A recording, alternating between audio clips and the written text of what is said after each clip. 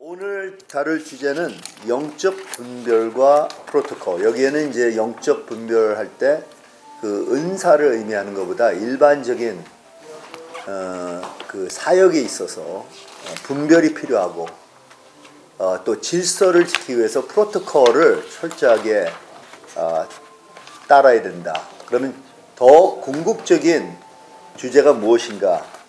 다 overarching, 그러니까 모든 것을 다 커버하는 주제가 무엇인가? 이건 바로 영적 권위입니다. 영적 권위에 대한 바른 이해가 필요하고, 이 바른 이해를 가지고 우리가 사역을 해야 합니다. 이 우리의 한국 교회의 영적 권위에 대한 개념이 분명히 있죠. 근데 제가 보기에는 궁극적인 이슈와 퀘스천을 다루지 않는 경우가 많다는 거죠. 대부분 영적 권위하면 사역자가 자기 밑에 있는 자들을 어떻게 다스리느냐, 그래서 영적 권위를 어떻게 발휘하느냐인데, 실제로 영적 권위에 대한 개념은 거기서부터 시작이 되는 것이 아닙니다. 되레 사역자가 그리스도와의 관계에 있어서 그 그리스도의 권위하에 얼만큼 복종하고 있느냐, 거기서부터 시작이 되는 것입니다. 제 박사학위 논문이 바로 이 이슈를 다루었어요. 너무나 권위주의자들이 너무 많아갖고 자꾸만 그 권위를 발휘하기 위해서 밑에 있는 사람들에게만 요구를 하는 거예요. 근데 실제로 그 부담은 사역자들이 더욱더 지녀야 돼요. 예수님께 우리가 전적으로 복종하고 있느냐, 거기서부터 시작이 되거든요. 그래서 저는 구약의 선지자들을 통해서 그 철저하게, 그러니까 구약의 선지자들도 많았습니다. 그 뭐 제도적 선지자들도 있었고요, 일반 정치적인 선지자들도 있었고, 그런 선지자들 많은 게 아니라 아브라함 헤셜 학자가 말하는 sui generis, one of a kind, 독특한 그 모세의 라인에 서 있는 선지자들 많은 거예요. 모세, 뭐 사무엘, 엘리야, 엘리사, 이사야, 예레미야, 뭐 에스겔, 이런 선지자들 말이죠. 예. 그렇지 않습니까? 이제 그러고 저기 카논으로 인정받게 된 그 선지자들, 그들의 글이 인정받게 되는데, 이러한 선지자들 리스트를 말하자면 뭐 어떤 경우에는 조금 애매할 때가 있어요. 과연 이 선지자를 그 카테고리에 집어넣을 수 있냐 아니냐. 그렇지만 대부분 우리가 인정하고 알고 성경에 철저하게 하나님 말씀에 순종하고 하나님의 종으로서 철저하게 인정받는 그런 자들을 말하는 거죠. 그분들의 특징이 뭐냐? 하나님의 종으로서 정말 종답게 서 있었던 거예요. 그 다음에야 어떻게 영적 권위를 발휘하느냐, 그런 얘기를 꺼내야 되는데, 오늘날 많은 교회에서 영적 권위 강조하면 할수록 더욱더 어떻게 컨트롤하느냐, 밑에 있는 사람도 어떻게 잡아야 되느냐, 이러한 이슈를 더욱더 다루게 된다는 것이, 그게 바로 문제라는 거죠. 여러분, 이 신사도 운동이라고 들어보셨죠? 신사도 운동에 뭐 카리스마 이슈 이런 거 가지고 자꾸만 뭐 트집 잡고 그러는데, 그건 지나간 거예요. 방언, 뭐 예언, 뭐 신유, 다 지나간 거예요. 이분들의 궁극적인 문제가 제가 보기에는 어토리티를 자기들이 특별하게 발휘할 수 있다고 생각하기 때문에 문제라는 거죠. 그러니까 어토리티를 어떻게 사용하느냐, 여기는 또 정치적인 그러한 동기가 있어요. 왜냐면 지금 교단에 이렇게 사로잡힌 그 교회들, 이것에서 그 쇠사슬에서 풀어서 본인들이 해방시키겠다는 것을 하기 위한 어떤 영적 권위를 자꾸만 내세우는 거죠. 이거 교단과의 싸움이에요.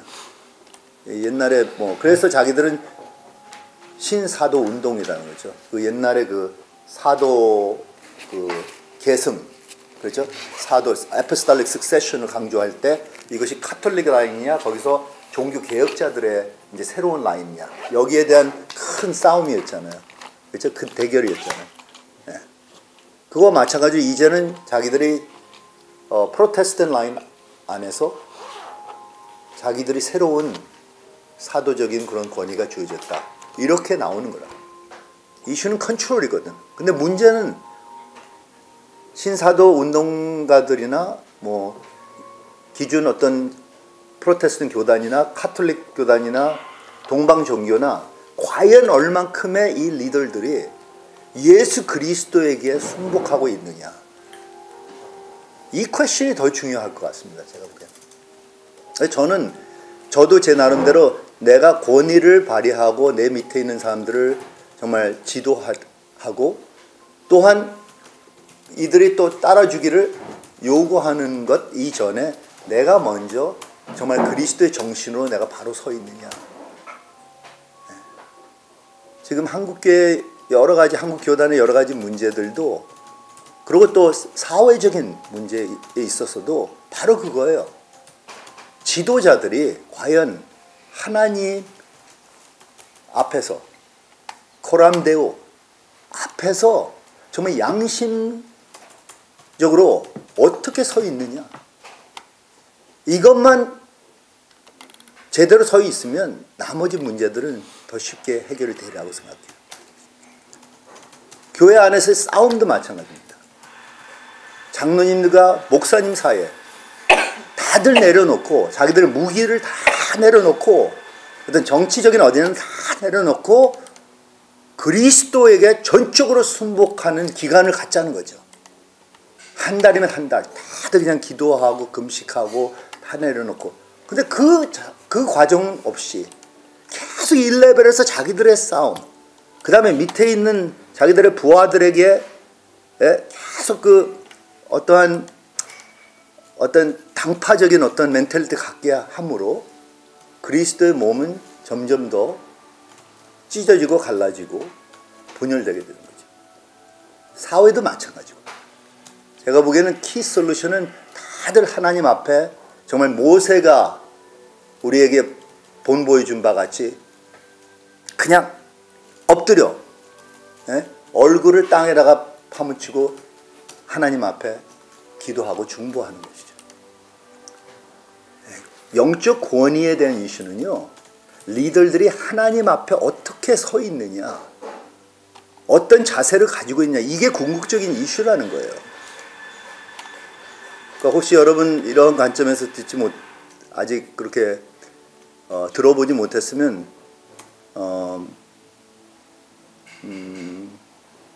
제 박사학위 논문 한번 읽어보세요.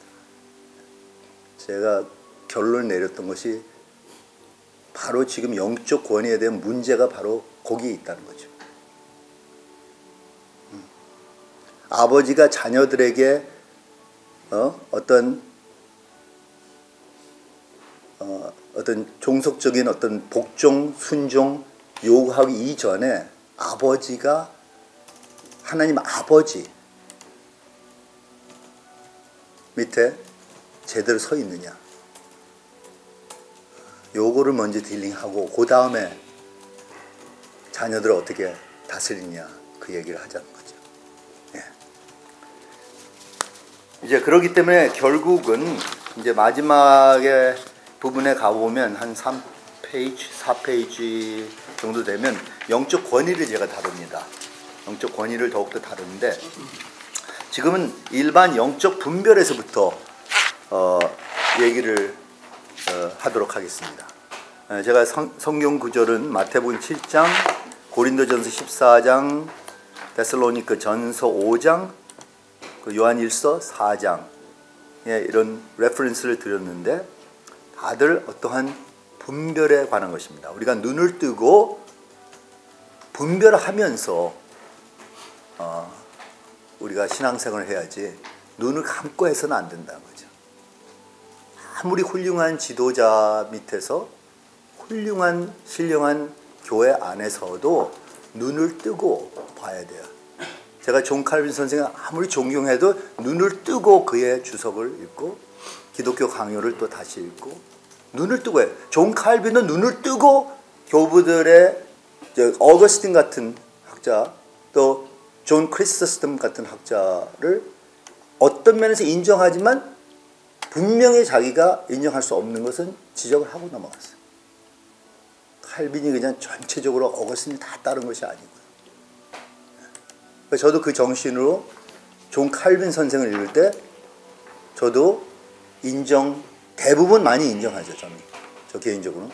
그렇지만 또 제가 인정할 수 없는 것은 또 퀘스천을 가지고 있어야 되는 것이 바람직하다는 거죠. 왜냐하면 존 칼빈이 쓴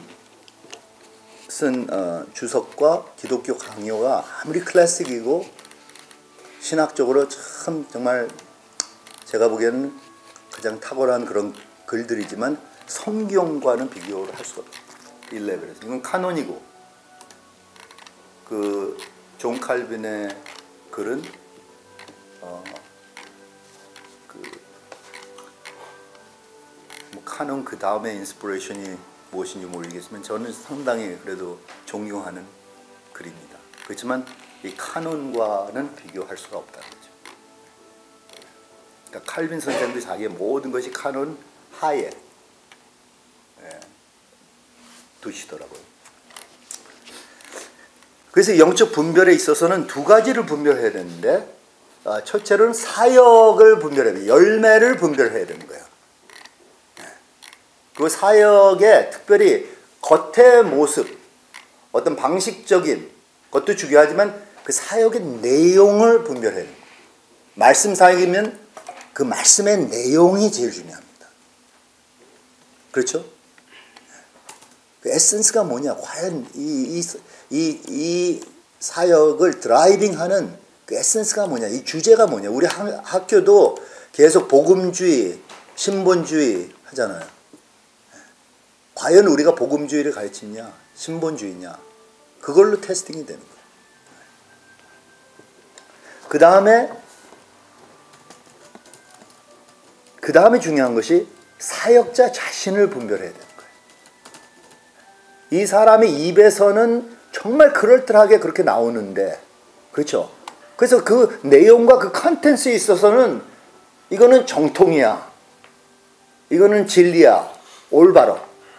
그렇지만 그 사람을 볼 때, 그 사람이 행동하는 것, 그 사람이 품고 있는 여러 가지 마음의 그 동기, 태도, 인격, 이것은 바로 서 있는지, 이것도 중요합니다. 중요해요. 그래서 먼저 그 사역의 내용을 이제 분별함에 있어서 제가 몇 가지만 말씀드리고자 합니다. 그래서 사역의 근원이 과연 하나님의 영인가?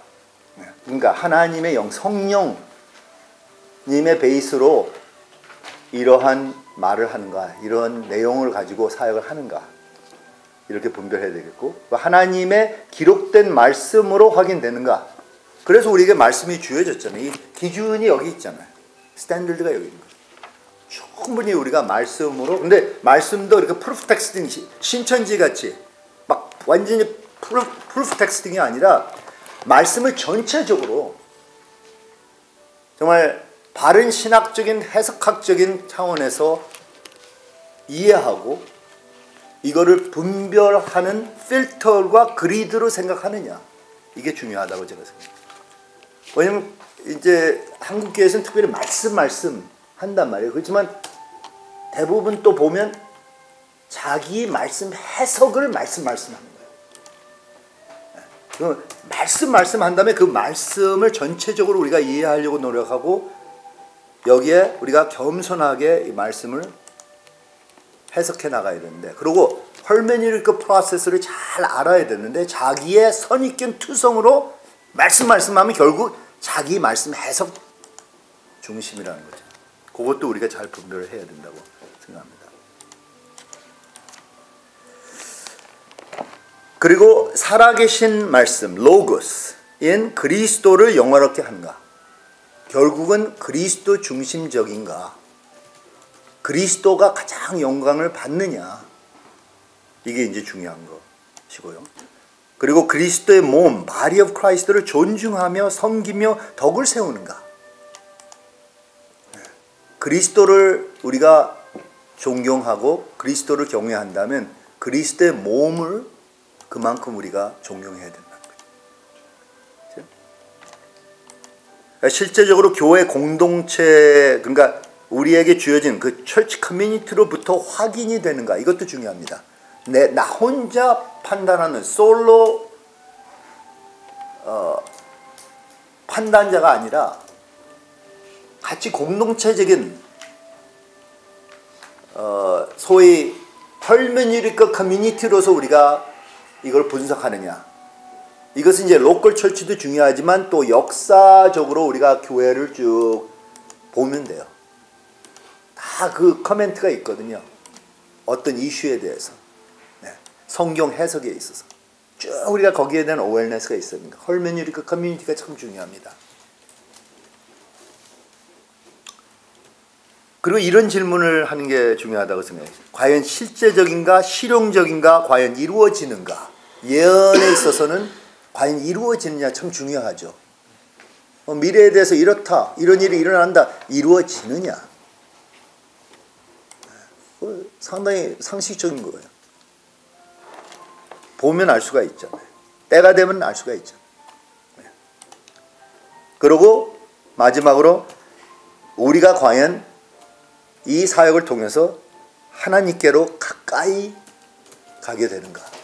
하나님께로 인도하느냐, 아니면 사람으로, 아니면 어떤 오르기니제이션으로 이끌어지냐. 이게 살아계신 하나님께로 가는 그 과정인가. 이걸 잘 분별해야 한다고. 그 다음에 이제 우리가 사역자 자신을 분별해야 되는데, 때로는 이것에 대해서 우리가 상당히 약해요. 첫 번째, 우리가 사역과 그 내용과 그 컨텐츠와 그 신학은 뭐 우리가 여러 가지 객관성을 갖고 할 수 있지만, 사역자를 과연 우리가 어떻게 봐야 되냐, 그 사람을 어떻게 봐야 되냐, 참 중요한데, 왜냐하면 결국 그 사람이 바른 말을 할지라도 그 사람이 무엇인가 문제가 되거나 무엇인가 속에서 망가졌으면 그 말이 그렇게 나오다가도 때가 되면 이게 다른 면으로 휘어져서 나올 수가 있는 거죠. 충분히 그럴 수 있습니다. 그러니까 그 사람을 잘 분별을 해야 합니다. 그러면 이제 몇 가지 이런 질문을 해야 되는데, 사역자를 분별하는 데 있어서 첫째로 이 사람이 성서적이고 신학적으로 바로 서 있는가, 이게 중요합니다. 이거는 뭐 출발점이라고 우리가 볼 수가 있죠. 어느 누구를 판단할 때 정말 그리스도와 복음적인 관점에서 볼 때는 이 사람이 성서적이냐, 정말 정통 신학적이냐, 이렇게 우리가 판단을 해야 되겠고, 그 다음에 둘째로는 이것도 참 중요합니다. 성서적이고 바로 신학을 고백하고 바른 말을 하지만 이 사람이 과연 인격적이냐, 도덕적이냐, 이분의 삶을 봐야 돼요. 되레 예수님은 열매에 있어서 그 삶을 보라고 하셨어요. 신학은 당연히 우리가 신학과 그 티칭을 봐야 되겠지만, 이 사람의 삶을 보면 우리가 안다고 그랬어요. 삶의 열매를 보면 알 수 있다고 하셨습니다. 그런데 더 나가서 이것도 봐야 돼요. 그 삶에 있어서는 큰 무슨 문제를 일으키는 것 같지 않고, 뭐 십계명을 어기는 것 같지는 않은데, 실제로 보면 이게 더 중요한 거예요. 이제 정서적이고 심리적인 건강을 지니고 있느냐. 왜냐하면 사람의 말과 사람의 행동이 다 여기 이 본부를 통해서 플로우하게 되잖아요. 이게 본부잖아요. 마인드가 헤드쿼터스. 여기서 다 프로세싱이 되잖아요. 다 정립이 여기서 되잖아요. 사람이 정서적으로 건강한가요? 그래서 미국에 있는 어떤 교단에서는요, MD 과정으로 들어올 때 psychological testing까지 합격이 돼야 된대. 그게 필요할 수가 있어요. 물론 바이어스가 있을 수 있지만 그 일반 베이직한 것은 통과가 돼야죠. 네, 참 중요합니다. 그리고 이제 아마 더 중요한 것은, 이제 이게 다 중요하지. 이 기초 위에 세우는 거야. 레이어. 그래서 성서적이냐, 신학적이냐, 인격적이냐, 도덕적이냐, 정서적으로, 심리적으로 건강하냐, 그 다음에 이 사람의 패턴을 볼 때 이 사람의 동기나 목적이 순수한가 이걸 봐야 돼요. 이걸 어떻게 알아요? 아니 그러니까 행동을 보면 우리가 알 수가 있잖아요. 행동을 보면 왜 이 사람이 이렇게 행동하느냐 저렇게 행동하느냐 그 목적과 동기가 제일 중요한 거 아닙니까? 예수님께서 뭐라 그러셨어요? 산상보훈에 계속 강조하는 것은 동기잖아요. 바리새인들만큼 그렇게 종교적인 사람들이 없었는데 그들의 동기를 볼 때는 이게 틀렸던 거예요. 율법은 지키지만 핵심, 에센스는 떨쳐버리는 거예요. 그러니까 다른 면으로 포장해갖고 해석을 한다는 거죠. 그러니까 일반 사람들은 다 속을 수 있죠. 지도자들도 속을 수가 있어요. 그래서 지도자들이 잘못된 지도자들을 자꾸만 세우잖아요. 자기들이 속으니까. 근데 동기가 아마 제일 중요할 거예요. 왜냐하면 동기가 잘못되면요. 아무리 사람이 스마트하고 정말 뭐 갖출 거 다 갖추고 학벌도 정말 우수하고 그래도 동기가 잘못되면 이게 안 되는 거예요. 괴물이 여기서 나오는 거예요. 정치적인 괴물도 나오고요. 종교적인 리더 중에 괴물이 이렇게 나오는 거예요. 괴물을 파악할 줄 알아야 돼요. 동기, 창세기 잘 모르시면 창세기 3장에 얼마나 마귀가 정말 그 간사하게 이렇게 들어와서 템팅하는지 보세요. 동기가 잘못됐잖아요, 마귀는. 그런 질문하는 것 자체 뭐 어느 누구나 할 수 있지만 하나님이 과연 이렇게 아니 그럼 그렇게 해석한다. 이러면서 들어오는 거예요. 동기. 목적과 동기. 그리고 저는 좀 일반적으로 이 퀘스천 합니다. 기본적으로 이 사람이, 이 사역자가 또한 우리 자신을 판단해, 우리 자신도 판단해야지. 내가 참된 진리를 사모하느냐. 진리. 제가 보기에는 우리 한국 사회가 샤머니즘과 유교적인 어떤 하이어키, 시스템, 사상 때문에 진리 중심보다 진리는 윤리적인 도덕적인 이슈만이 아니라 정말 사람의 동기를 의미하는 거죠. 진리를 사모하냐. 근데 그 퀘스천 안 하는 거야. 법정으로 가지고 끌고 갈 때 변호사들도 과연 진리 중심이냐?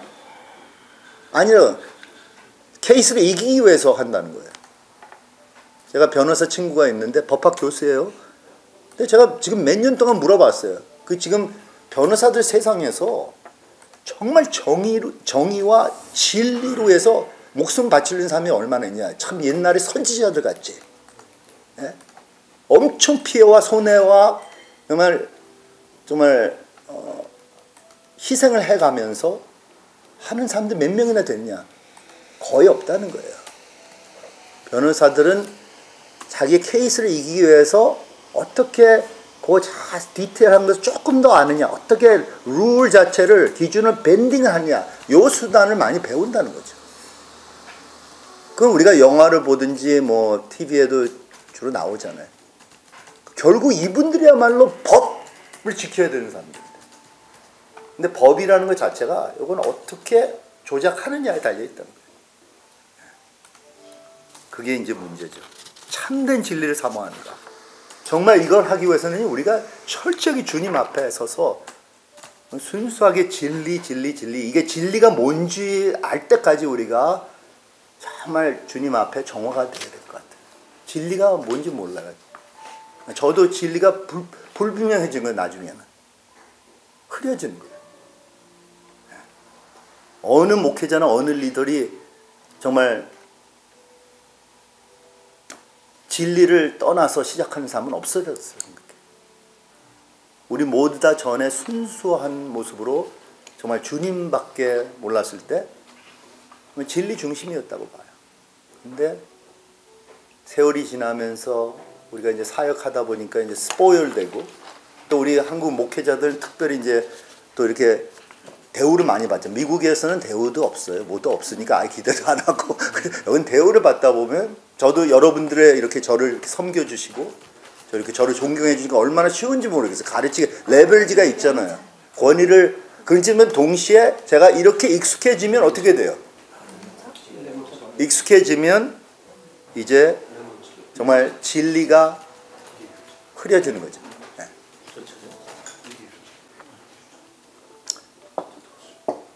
그리고 마지막으로 이제 퍼스널한 퀘스천인데요. 과연 주님을 우리가 진심으로 사랑하며 경외하는가? 네. 우리가 주님 앞에 벌거벗은 상태로서 섰다고 생각하라는 거죠. 네. 그럼 과연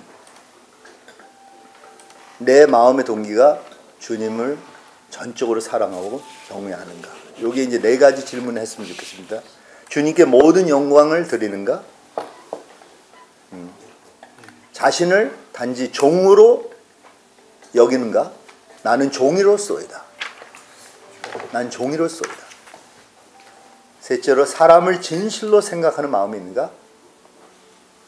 저도 사역을 이제 하나님의 은혜 가운데서 사람을 정말 사랑하고 섬기는 걸 배웠어요. 저는 그걸 잘 몰랐습니다. 전에 꼭 사람 중심으로 살지 않았기 때문에. 근데 사역이라는 것이 다 사람들에게 베풀어야 되는 사역이잖아요.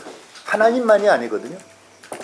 하나님을 경외하고 하나님 중심적이어야 되지만 베풀어야 되는 거예요. 하나님 사랑을 우리가 표현해야 되는 거예요.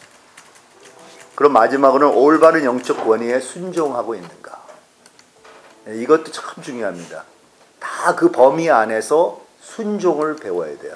지금 여기서 무슨 야생마 같이 막 제 멋대로 자기가 뭐 특별히 선택받은 선지자라고 착각해서는 안 된다는 거죠.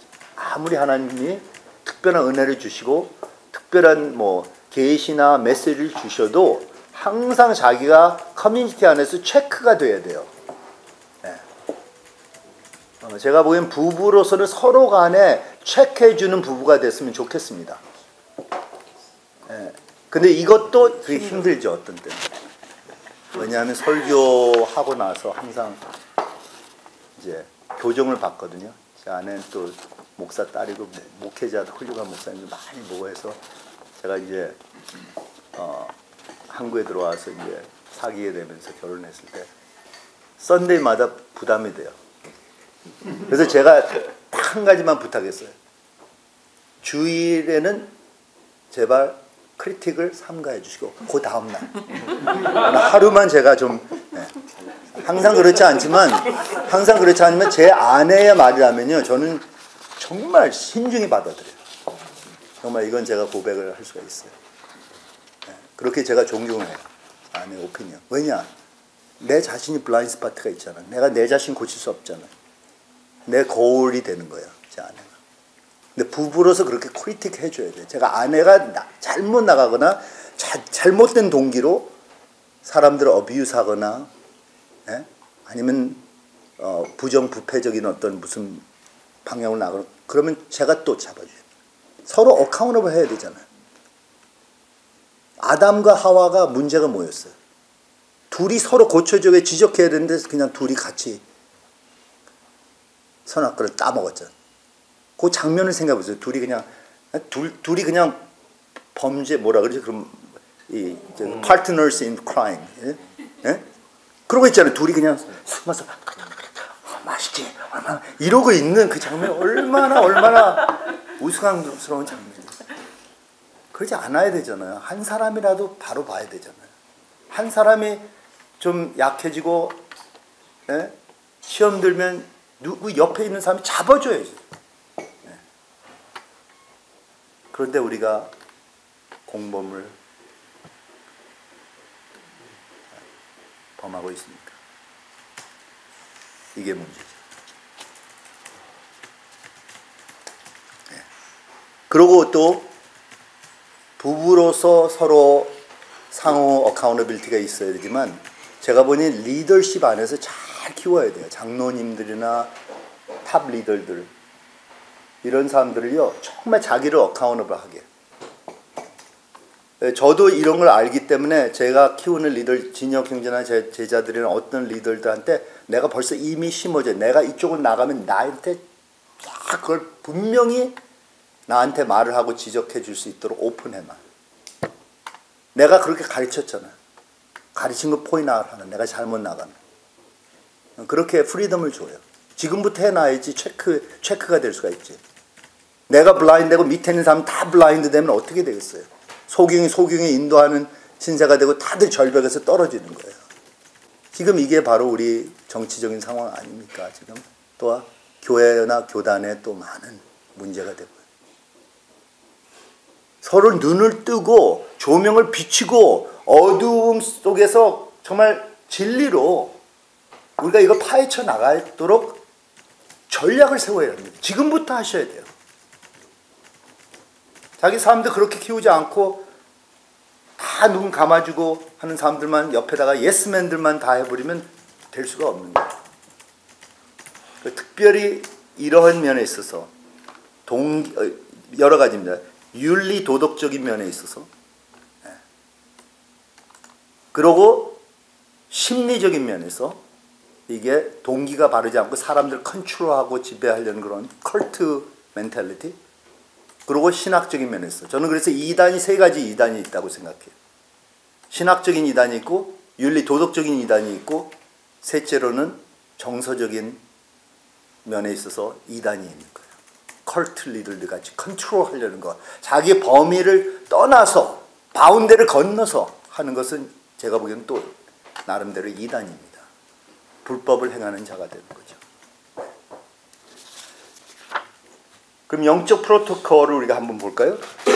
요건 제가 이제 이런 질문을 해봤죠. 영적 프로토콜에 있어서 what, how, when 또 how의 또 다양한 식으로 how 어떻게 이런 퀘스천을 하게 되고 또 when도 마찬가지예요. when 잠깐만 이 마지막은 why입니다. why 죄송합니다. why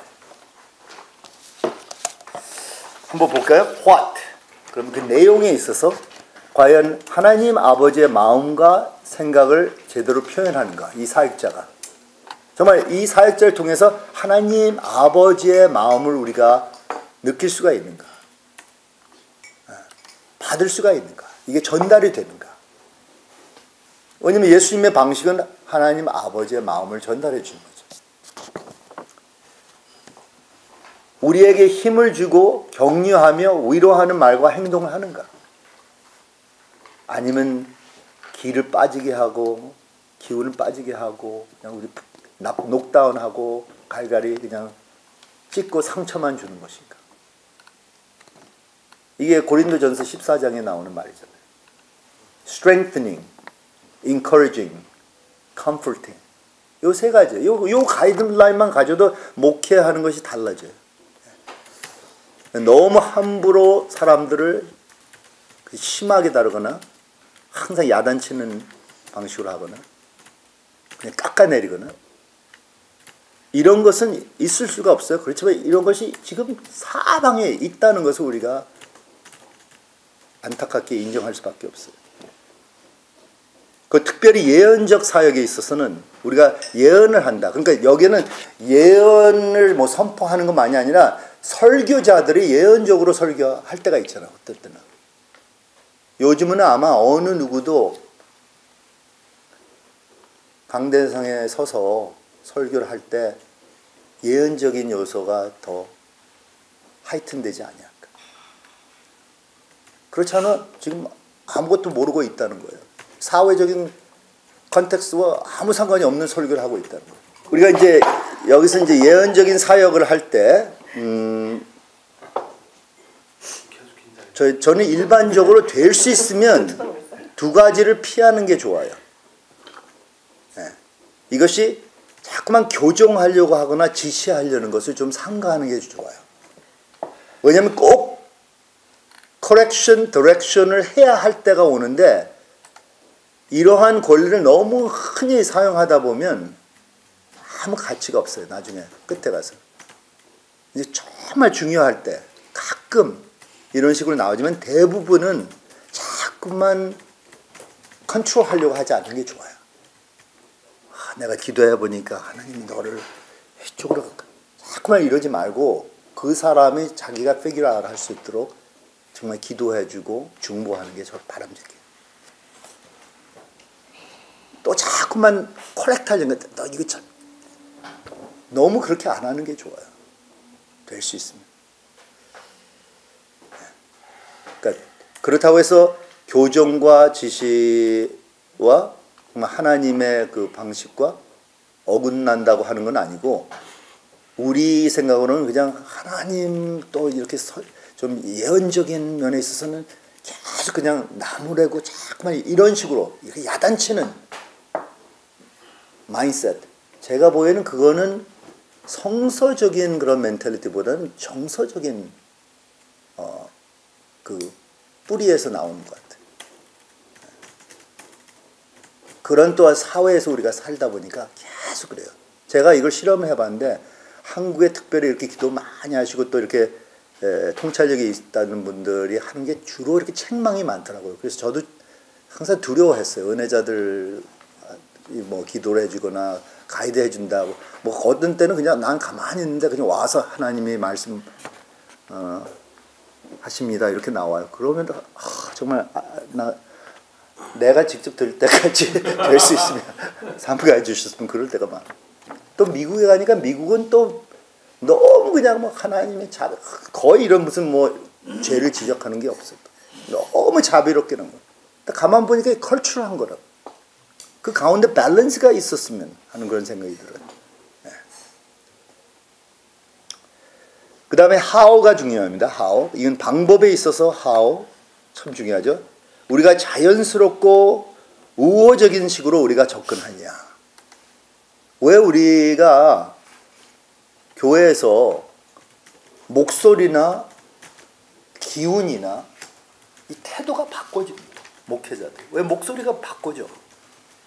자기 아내 앞에서는 끽소리를 못하면서 강대상 있을 때는 목소리가 그렇게 말을 하는지 모르죠. 여보 내가 이러지 않잖아요. 그런데 왜 강대상 있을 때마다 목소리가 바꿔지는지 모르겠어요.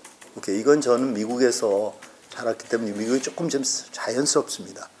그런 식으로 나오면 우스꽝스럽다고 생각해요.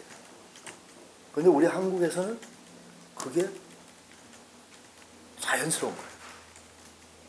그래서 여기는 조금 제 선입견이 들어가 있는데 좀 자연스럽고 우호적인 식으로 우리가 서로를 접근하고 목회자로서도 우리가 그렇게 접근했으면 좋겠다. 단순하고 명확하게 소통하는 법을 배우는 게 좋아요. 왜 이렇게 하나님의 말씀을 전할 때 또 하나님이 이렇게 하나님의 성령님의 감동으로 이렇게 할 때 그 말씀이 포장이 되는 게 너무 이렇게 막 거창해. 그럴 필요가 없잖아요.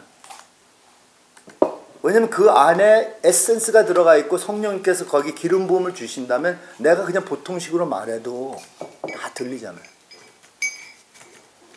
근데 우리가 너무 이렇게 포장을 해가지고 거기다가 우리가 기를 집어넣어서 거기다 자꾸만 양념해갖고 주는 게 있어. 그러니까 양념을 낼 수 있으면 좀 제거하는 방식이 좋다는 거죠. 그리고 항상 사역에 있어서 사역팀과 조화를 이루는 데 있어서 민감해야 되는, 같이 팀워크를 해야 된다는 거예요. Be sensitive to others. 혼자 사역하는 게 아니잖아요. 팀들과 같이 사역하지만. 그러니까 옆에 있는 팀 멤버들이 활동할 수 있도록 우리가 조화를 이루는 거죠. 이게 참 중요합니다. 그 다음에 how. 여기에 있어서는 자세가 중요합니다. 우리의 중심을 잘 잡아야 돼요. 그래서 우리가 말씀 사역을 하든지 특별히 이제 우리가 영적 은사 사역을 할 때는요, 항상 마음에 평강과 오래 참은, 침착한 그 마음의, 영어로는 composure이라고 합니다. composure. 그 마음의 중심이 딱 잡혔다 할 때는 평강과 그 안정감이 있어야 돼. 불안해서는 안 돼. 불안할 때 말을 자꾸만 꺼내거나 불안할 때 자꾸만 뭘 지시하려고 그럴 때 그게 문제가 될 수 있어요. 그래서 마음을 안정케 하는 게 참 중요해요. 막 어떤 때는 막 누가 반대하고 또 어떤 때는 공격하고 할 때가 있잖아요. 이렇게 목회자들이 어려울 때가 있는 거예요. 그럴 때 곧바로 답변하지 말고 마음의 평강과 차분함을 가지라는 거죠. 그 다음에 진실함, 우리가 사랑과 겸손, 이게 참 중요하고요. 그리고 청결함, 진리와 정직. 요거는 항상 이건 필수입니다. 진리와 정직함.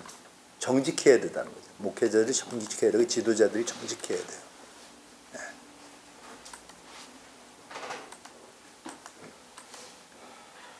그 다음에 또 시간에 있어서 이것은 이제 우리가 특별히 하나님이 우리에게 특별한 어떤 깨달음을 주시거나 메시지를 주시거나 특별히 이제 예언사역 하는 사람들에게 이건 더구나 해당이 되는데요.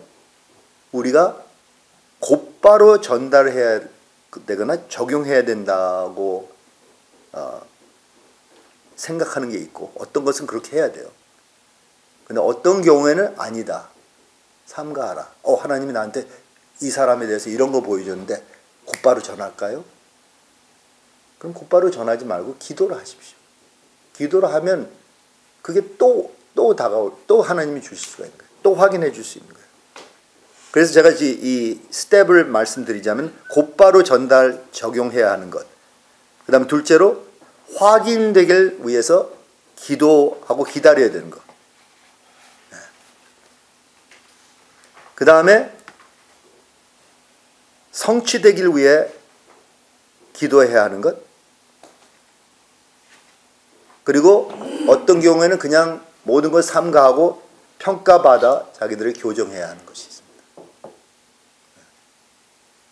그러니까 무조건 본인이 느끼고 받았다 해서 그게 입 밖으로 나가야선 참 어려운 문제들이 계속 얽히고 설킬 가능성이 많아요.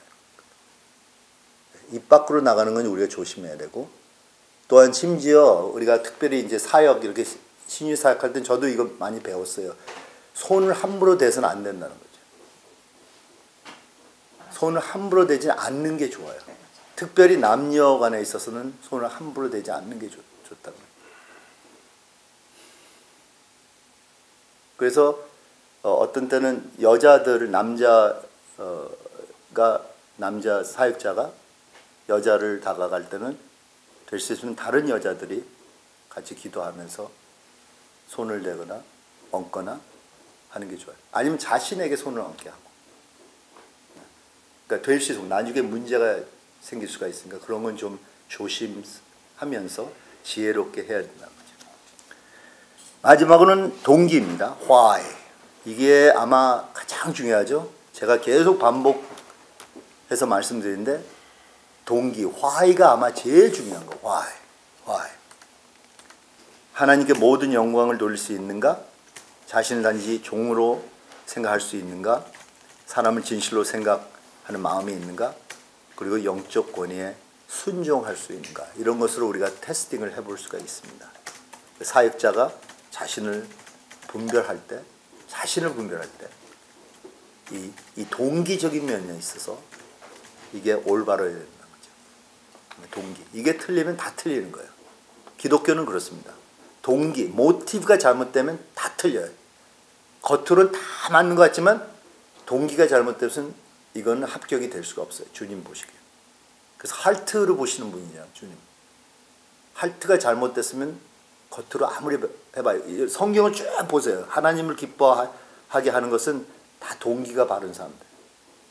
그래야지 진실된 예배가 나올 수 있고 제사가 나올 수 있고 섬김이 나올 수가 있는 거죠. 여기에 질문 있으시면.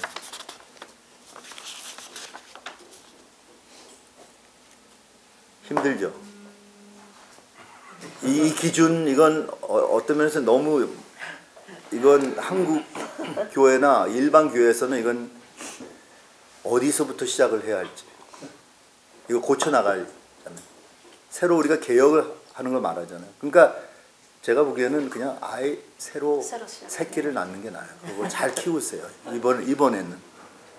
저도 마찬가지고요. 요즘 좀 다른 게 아니라 저희가 학교나 이런 교수님들이 많이 이런 강연들을 많이 하시지 않습니까? 학생들, 초입 신자들이나 신학생들 하시는 분들도 많이 하시고 그때부터 배우고 주일 학교 때 끊임없이 선생님들과 이런 분들한테도 계속 이런 프로그램들로 하여금 점차 하는데도 불구하고 결론은 자기 성격대로 이렇게 한다는 게 참 가슴 아프거든요. 교수님처럼 이렇게 깊이 있게 이런 것들 성격을 책임질 때가 온 거 아니겠어요? 성격대로 하는 건 자연 본능적으로 한다는 건데 그 본능이 과연 하나님이 자기에게 정말 타고난 그 기프트를 주신 게 있고 이거는 죄성에서 나온 것이 있잖아요. 많은 것이 죄성에서 나온 거도 우리가 정당화하려고 하잖아요. 그렇죠? 성격할 때 성격이라는 게 하나님이 주신 그냥 기본적인 틀이다 이렇게만 말을 할 수가 없잖아요. 그게 어떻게 포장돼서 나오느냐는 다 우리가 보고 배운 대로 주워서 그게 이쪽으로 툭 나오는 거예요. 나도 주변에 계속 욕만 하는 사람들 주변에 있으면 나도 모르는 사이 욕을 하게 돼. 그게 랭귀지가 되잖아요. 그냥 막 항상 그냥 신경질만 부리는 사람들 그냥 막 폭발하는 사람들 그러면 나도 그렇게 돼요. 여자들을 그냥 어떤 성적 오브젝트로 보면서 자기들 그냥 그런 그 지저분한 말을 하는 그런 데 있어. 목회자들 세상에도 그래요. 그러면 나도 그렇게 될 수가 있어. 네?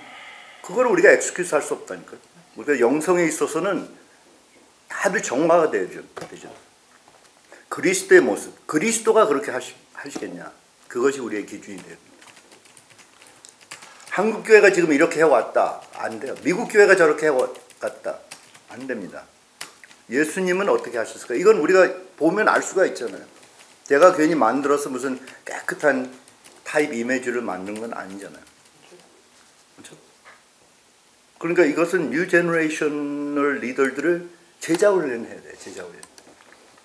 지금 또 무슨 말이 있냐면 지금까지 우리가 아는 제자훈련이 그냥 어떠한 형식과 어떠한 디스플린과 어떠한 규칙과 어떠한 체계적인 어떤 패턴을 따랐는데 속을 들여다봐서 이것을 재포메이션하는 형성하는 건 안 돼 있다. 이것을 우리가 영적으로 말하자면 spiritual reparenting이에요. 이거 우리가 가정에서 못 보고 배웠기 때문에 그런 거예요. 가정에서 부모들이 제대로 정말 성서적으로 신앙적으로 했으면 이 파운데이션이 많이 되잖아요. 근데 그게 안 됐기 때문에 그런 교인들 투성이기 때문에 그런 목회자들 투성이기 때문에 우리가 새로 교육을 받아야 되는 거죠. 힘들어요. 엄청 힘든 작업입니다. 아이고 다른 사람이 어폐가 있는 아무리 주님 안에서 막 솔솔솔솔 막 남들 앞에서 자기 10분 하나님 안에서 열심히 한다고 했는데 집안에서는 그런 난폭하고. 그러니까. 제가 보기에는 이런 것도 있는 것 같아요. 우리가 그냥 뭐랄까 그냥 자연적인 요소들을 보자면 그 영적인 거 뭘 떠나서 그냥 정신 세계에서 그 심리 세계에서 분석하자면 그러한 고상한 상이 없는 거예요. 인간이 어떻게 돼야 되고 리더가 어떻게 돼야 되고 그리고 예수님의 권위하에 예수님의 주권하에 사로잡힌 종의 모습이 뭔지 이게 안 그려진 거예요. 안 그려졌으니까 이게 자기를 컨트롤하지 못하지. 이게 그려져야지 서서히 그쪽으로 컨폼이 되잖아요. 제가 보기에는 그게 안 그려진 거예요. 우리 제자훈련에 있어서도 많은 거 기도하라. 말씀 읽으라. 전도하라. 11조 내라. 그리고 선교 나가라. 다 하는데 머릿속에는 아직 잘못된 인간상이나 주님의 종상이 그려진 거예요. 그 패턴대로 따르는 거예요. 그래서 로마서 12장에 뭐라 그래요? Renewing your mind. 이 마인드를 완전히 트랜스폼 해야 돼. 그래야지 분별이 나오고 그래야지 우리가 우리 자신을 전적으로 산 제사로 드릴 수가 있잖아요. 이걸 바쳐야 되거든요. 근데 불교에서는 그 나름대로 전 동의하지 않지만 거기는 한쪽을 치우치게 하지만 우리가 기독교적인 그 엘리멘트가 없잖아요. 그 요소가 없지만 그래도 그나마 이분들은 그거를 하려고 해요. 그게 불교의 특징이에요. 그들의 훈련. 그런데 기독교에는 거의 그런 게 없어요. 그 마인드를 정말 훈련시켜 도 닦듯이 해갖고 마인드를 바꿔놓는 그게 작업이 없는 거예요. 영성 훈련에 있어서는 그 작업을 우리가 하지 않는 한은 교회가 변할 수가 없고 리더가 변할 수 없고 크리스천이 정말 예수님을 정말 정말 세폴 레벨까지 닮아갈 수 없다는 거죠. 정신적인 정말 그 레벨까지 닮아갈 수 없다는 거죠. 여기에 대한 대안이 있어야 돼요. 그렇지 않으면 say more 해서 안 되는 거예요.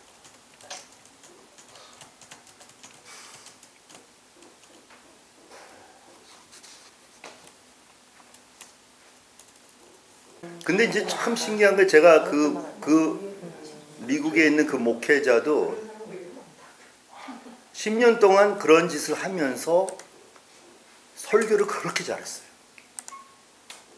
설교와 티칭으로 알려졌던 사역자예요. 그래서 우리가 다 깜짝 놀란 거죠. 그런데 자기 그 문제에 있어서는 싹싹 피하면서 설교를 해요.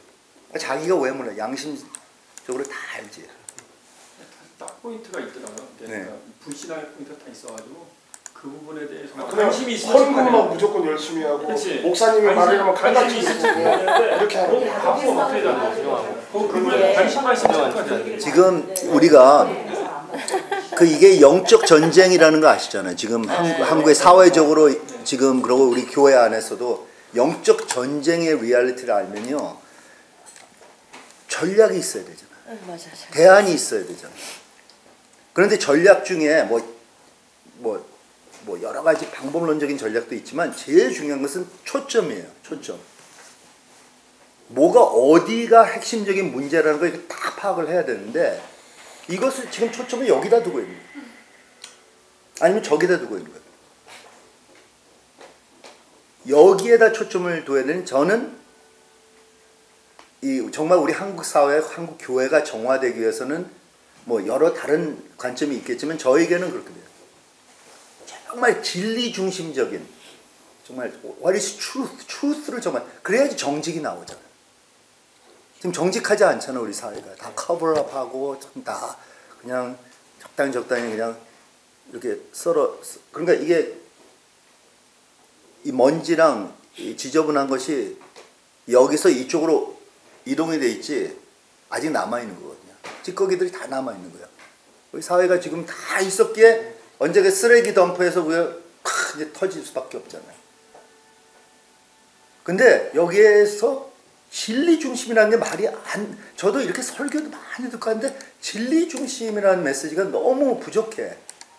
진리라면 그냥 뭐 정의 뭐 이런 것을 떠나서요. 정의를 외칠 때도 이게 정치적인 어떤 그 패키징이 많아요. 지금 그걸 말하는 게 아니라 진리가 무엇일지를 정말 진리를 원하냐. 그러니까 face up to the truth about yourself and 우리의 상황, 이런 컨디션, 이런 것을 들여다보겠냐는 거죠. 그래서 이 영성 훈련에 있어서는 self-reflection이 참 중요합니다. examine이라고 하죠. examine. 자신을 깊이 검토해. 이걸 잘했던 그런 그룹이 바로 퓨리턴들이었어요. 근데 퓨리턴들을 좀 찍혔죠. 너무 퓨리턴 하다 보니까. 근데 퓨리턴들의 방법론 중에 하나가 정말 자기를 매번 들여다봐요. 자기 자신을 아는 거죠. 칼빈이 말했던 하나님을 알고 자신을 알아야 돼요. 불교에서 참선하듯이 스스로 정화 계속 끊임없이 비슷하게 자기 자신 내면을 들여다. 그렇죠. 불교에서는 그런 디스플린이 계속 되는데 우리는 수도원에 들어가지 않으면 그런 디스플린은 안 돼 있어요. 수도사들은 그걸 매번 하죠. 그러니까 계속 그걸. 근데 그게 그렇게 풀리지는 않거든. 수도원 들어도 이게 다 해결되지는 않거든. 근데 우리는 너무 세상 일에 바빠서 이거 할 생각이 없어. 시간이 없어. 여유가 없어요. 우리가 성경을 들여다보고 우리 자신을 들여다봐야 돼요. 그리고 주님을 계속 모든 면에 있어서 정말 의식하면서 살아야 돼요. 간단한 원리입니다. 말씀을 알고 내 자신을 알고 주님을 모든 면에서 인식하고 의식하면서 살아야 된다. 근데 이 세 가지 디스플린 중에 뭐 말씀은 좀 신학적으로는 좀 알지 모르겠지만 한국 교회가 그래도 어느 교회보다는 말씀하니까 그렇지만 그 주님에 대한 의식하는 순간순간 의식하지 않기 때문에 말씀하고 나서 딱 세상에 들어가서는 예수님 의식이 뭐고 다 끊겨지는 거예요. 그리고 자신은 들여다보지도 않고. 근데 자꾸만 이렇게만 판단하잖아요. 자기가 한 손가락에 이렇게 포인트하면 세 손가락이 나에게 있다는 건 안 보이는 거예요. 지금 한국교회의 사회적인 문제가 우리의 문제예요. 이게 무슨 당파적인 그런 어떤 것이 아니라고 저는 봐요. 궁극적으로 우리를 들여다보고 교회가 우리를 들여다보고 심판은 먼저 교회에서 있어야 되는데 아이러니가 뭐냐면 사회에서 이게 터지면서 그게 교회로 주님께서 교회를 심판하기 위해서입니다. 우리가 심판받으면 그 다음에 이제 주님 오실 날이 가까웠고 세상을 심판할 때가 온 거예요. 항상 순서는 그래요. The judgment begins with the house of God. 우리가 예수님의 티칭을 정말 핵심적인 티칭을 찾으려면 그 코어를 찾으려면 아마 산상보훈이 아닐까 생각해요. 그 산상보훈을 더 코어적으로 보려면 팔복이 아닌가 봐요. 팔복만 지켜도 우리가 자꾸만 십계명 지키는 십계명을 지킨다 하면서 형식적으로 지키고 겉으로만 지킨 걸 예수님이 본질적으로 지적하자면 산상보훈에. 그런데 핵심은 다 거기 있어요. 심령이 가난한 자는 복이 있나요? 심령이 가난. 실제로 그것만 제대로 되면요. 지금 나오는 사회적인 교회적인 문제들이 많이 해결이 될 수가 있어요. 애통하는 자는 복이, 온유한 자는 복이, 의에 줄이고 목마른 자는 복이 있나요? 그렇죠? 그러면서 계속 우리가 그 팔복을 지켜나가기만 하면 많은 것이 해결. 저도 팔복으로 돌아가요. 산상보훈으로 돌아가서 그러면 크리틱이 되더라고요. 아, 내가 또 이렇게 교만해지고 자꾸만 내 중심적이고 또 자꾸만 날 채우려고 이런 게 이게 다 있잖아 우리 모두. 다 있는 거예요. 그러니까 제가 보기에는 저나 여러분이나 다른 목회자들 하나도 큰 차이가 없다고 봐요. 다 똑같이 그렇게 하는데 차이가 있으려면 딱 한 가지예요.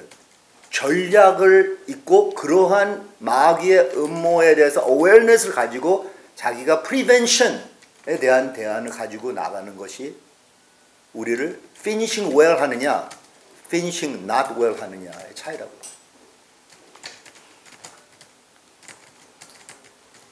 우리가 어느 누구보다 본질을 더 낳기 때문에 이러고 자만하다가는 이제 크게 또 꼬꾸라지게 되죠. 저는 이게 참 중요하다고 봐요. 여러분이나 저나 이것을 잘 케이스로 삼아서 우리 교회 안에 있는 문제들이 거의 거울 이미지 같이 드러나는 것 같아요.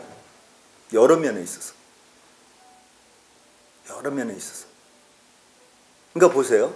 우리가 이 교회에서 지금 카리스마 은사주의 저도 계속 그걸 보게 되는데 왜 사람들이 자꾸만 이렇게 뭐 누가 나를 자기가 직접 주님 앞에 가서 자기가 기도하면서 하나님이 천천히 스텝 바이 스텝 가리지 그렇지 않고 자꾸만 무슨 퀵 앤서를 찾으려고 하냔 말이에요.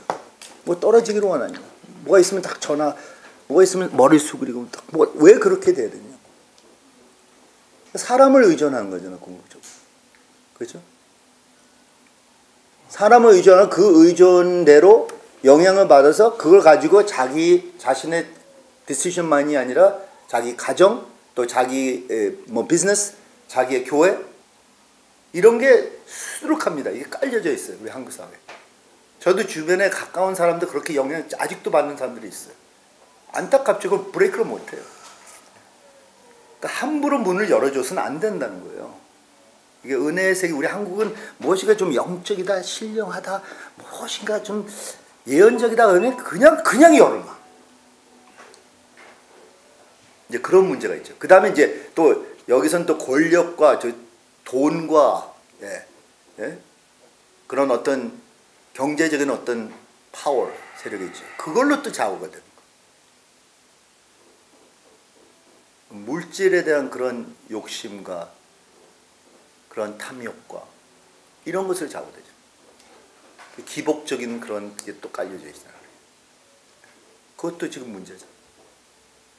그 다음에 권위주의에서 다 정말 위에서 이 백성들을 자기들의 어떤 소유로 생각하고 자기들의 이익을 위해서 자기 중심적인 것이 이게 하이라키의 문제잖아요. 근데 그게 지금 다 드러나요. 어떻게 주님 앞에서도 어떻게 책임지려고 하나하나 손해보게 하고 억압했던 자들에 대한 것을 다 갚아야 되거든요. 이쪽에서 하나님 심판대 앞에서 갚지 못하니까 지옥 가는 거예요. 어떻게 하려고 해요? 어떻게 억하는 거예요? 다음 주에 이걸 한번 좀 제가 아는 만큼 제가 지금 프로세스만큼 제가 쉐어링 할게요. 영적 권위에 대한 그 세계관이랄까 한번 그려드릴게요. 이게 그렇게 단순한 게 아닙니다. 이게 정말 이거는 정말 전략적으로 봐야 돼요. 하나님이 왜 이걸 허락해 주고 이걸 어떻게 해야 된다는 것을 우리가 알아야 돼요.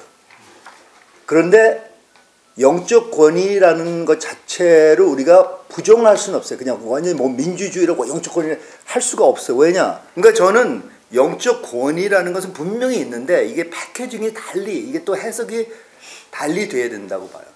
한번 조금 그 한 부분적으로만 보지 말고 전체를 한번 보시면 이제 다음 주에 제가 더 설명하면 이해가 될 거예요. 아니 이제 저는 올바른 그 영적 권위 앞에는 순종하기가 쉬운데 그렇지 않다고 생각할 때 그러니까 저만 생각하는 게 아니라 누구라도 그렇게 생각하는 그런 올바르지 않는 그런 권위를 행사하면서 이렇게 할 때 순종하기가 참 어려운데 마음 가운데는 계속해서 불평과 불만이 쌓이면서도 순종할 수밖에 없는 그 구조적인 안에서 과연 그러면은 어떻게 하는 것이 하나님 보시기에 올바른 방향인가 그것이 고민인 거예요. 네네. 그것이 아마 우리 모두의 고민이 아니겠어요? 근데 이제 그런 건 있어요. 함부로 이 영적 권위에 대해서는 하나님이 세우시고 하나님이 허락하신다면 물론 이거 칼빈주의 해석이지만 그렇다면 다윗도 스트러글을 했잖아요. 사울. 근데 실제로 하나님이 벌써 기름 부음을 거둬 갔는데도 하나님이 세운 기름 부은 종이다. 함부로 우리가 어떻게 손을 대 이렇게는 표현했어요. 그러니까 그 존경심과 물론 자기 또 장인이니까 또 그런 게 있었겠지만 그러니까 함부로 해서는 안 된다는 거예요. 그러니까 여기선 제가 그냥 이렇다 저렇다 뭐 이럴 때는 이렇게 할 수 있는 게 아니고 그거는 아니 그러니까 우리가 이거 영적 권위에 있어서는 우리가 쉽게 답을 할 수는 없어. 그렇지만 어느 시점에 와서 버나풀 같이 정말 히틀러를 살해해야 되겠다는 결론을 내려서 그걸 시도하려고 그러다 잡혀갖고 순교를 당했잖아요. 그럴 때가 와요. 칼빈도 제가 말씀드렸죠. 지금 제가 책을 기다리고 있는데 그 책의 주제가 뭐냐면 칼빈 the prophet. 근데 prophet로서 prophetic army를 프랑스에서 보내서 prophetic army라면 저기 아카데미에서 이제 다 배우고 훈련받은 목회자들 수백 명들을 막 보냈습니다. 프랑스를 점령하기 위해서. 그리고 거기서 쿠데타를 이루기 위한 설이 나오는 거예요. 그래서 제가 와 거기까지 칼빈이 그렇게까지 생각했냐? 그렇게까지 생각한다. 그 길밖에 없다고 자기 결론을 내리게 됐어. 그러니까 어느 시점에 가서는 그걸 해야 돼요. 근데 어느 시점이냐? 여기에 제가 말 프로토콜에 when 그게 너무 그냥 쉽게 뭐 보이는 순간 그냥 이건 너무 악한 세력 이건 아비어스하지 않냐? 아비어스하지 않아요. 왜냐하면 하나님이 때가 있기 때문에 그래요.